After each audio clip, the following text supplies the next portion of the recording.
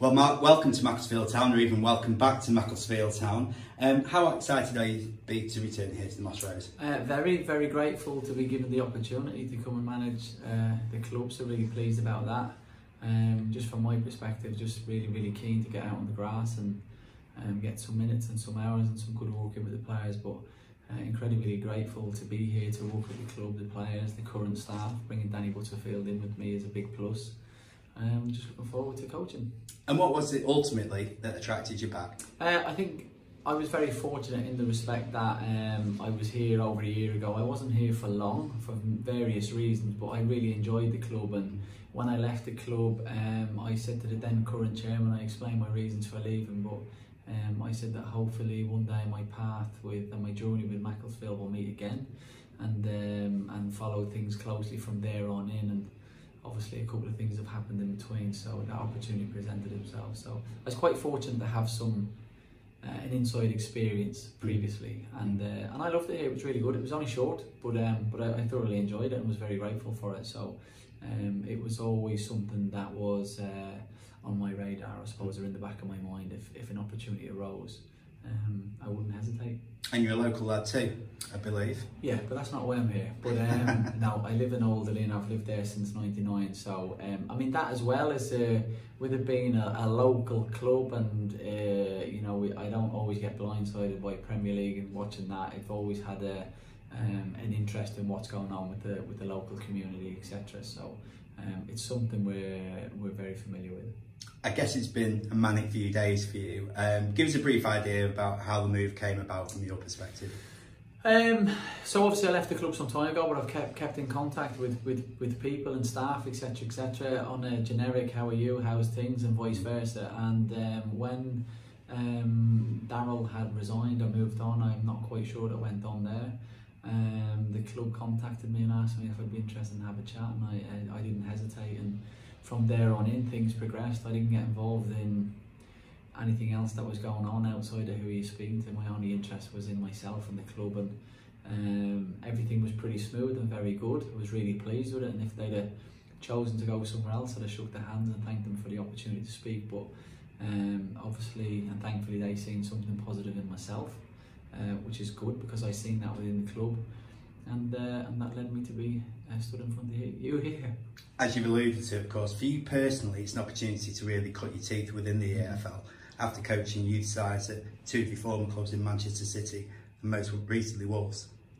Yeah, look, I've been very fortunate to work in two outstanding academies with two fantastic, or three I should say, director of footballs in Mark Allen, Jason Wilcox and Scott Sellers. So I've had a unique experience, very good experience. But one thing you can't get away from is the opportunity to work in a Football League club, one that I'm familiar with and one that I'm aware of, and a very good team as well.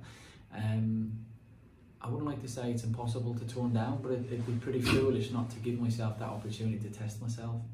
And without throwing cliches around, I think to progress yourself and to move forward and develop yourself, you have to be uncomfortable or comfortable in uncomfortable situations. So I want to test myself and take me and continue on my journey. But there's only 92 clubs in the league. That means there's only 92 jobs. So they're not opportunities that present themselves every day of the week. So it was an absolute no-brainer for me. And as I said, something I'm really grateful of, and I hope to be successful at it with the club. Over your playing career, of course, you worked for some of the most respected coaches in the game. How have their influence, in terms of their philosophy of the game, influenced what yours is? I think ultimately what I want to do, I've been very fortunate, you're right, to work with some really good guys, and I've been very fortunate actually to work with very good guys that I didn't really gel with, and I learned quite a lot from those as well.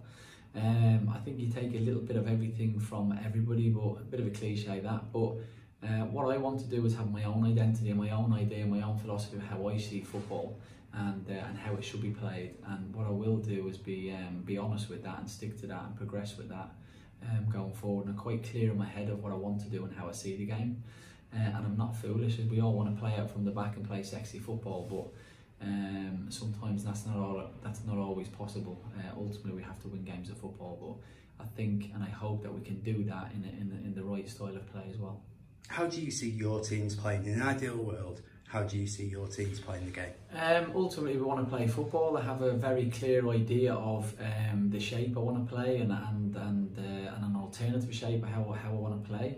I'm very passionate about that, and I'll be very strong with how I see the game playing. I believe I'm adaptable, so we're certainly not going to be a rigid team that only plays one way, but I have a clear idea and philosophy in my head. But ultimately we want to play football, but you know, I'm not an idiot. We're a League Two team, we have good players, very, very good players, but if you look at the style of the league, there'll be times to play, there'll be areas to play, there'll be the right areas to play in the right times. If you look at our pitch, if you think we're going to come in and fan out and be expansive and play out from the back, we'll do it at the right times, but you know, there'll be specific times where it won't be on, and we'll get them up and we'll do what's right for the team and how we play. But you know, when play's open and it's fluid, we want to play good football. I want to get players who can play football, but there's plenty of ways to skin a cat, and I'd like to think we'll be very adaptable in how we do things as well. Have you got an idea in your own mind about what you would like to achieve here at Macclesfield Town? Yeah. In terms of like short term, long term, I guess it's just winning games of football, isn't it? Yeah, look, I think ultimately with any manager, coach, director of football, chairman, owner, you have to have a plan, and sometimes it doesn't always go to plan, but there's no getting away from the fact. The short-term plan this year is to stay in the league. That's, yeah. You know, if and when we stay in the league, that will be a successful year to us. Obviously, if you look at the team, I think it's a very, very good team, and I don't think it's a team that should be fighting relegation, which we know they've not been doing anyway. But with the obvious things that happen, the fact of the matter is that's where we are. We're in the lower half of the table, and that's where we are, and that's what we have to live with. So we're in a fight, and if we stay up this year, if and when we stay up, I should say, that will be a successful season. But I don't want to finish second from bottom. I want to finish as high up the league as I can. But ultimately staying up will be the goal, and in the short term that's absolutely a must. Is it a strange one in a way, because when a new manager or a new head coach comes in, invariably it's when the team maybe aren't playing so well, but as you've alluded to before, on the pitch we've been walking through walls, haven't we, in the last few weeks? Yeah, look, it's very unique.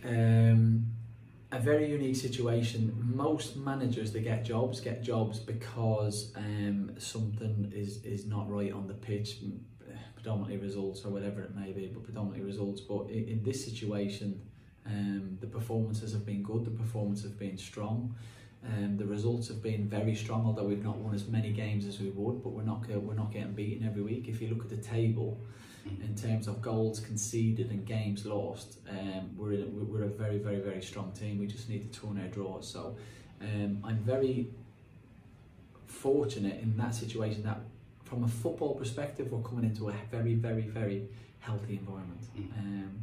We're a little light on numbers at the minute, and we're a little light in places, and every club will have an injury here and there, so we need to strengthen there, we need to improve that. But in terms of where the team's at and how I see them and what I believe I can do going forward, I believe we're in a strong position. And just a word on the team spirit here, it's incredible, isn't it? Yeah, it's fantastic. The one thing that really stands out to me when you watch, and I you know, there's still quite a few players here from my time here, so I know the character. Danny Witts, who's done an absolutely magnificent job when he stood in it previously and recently.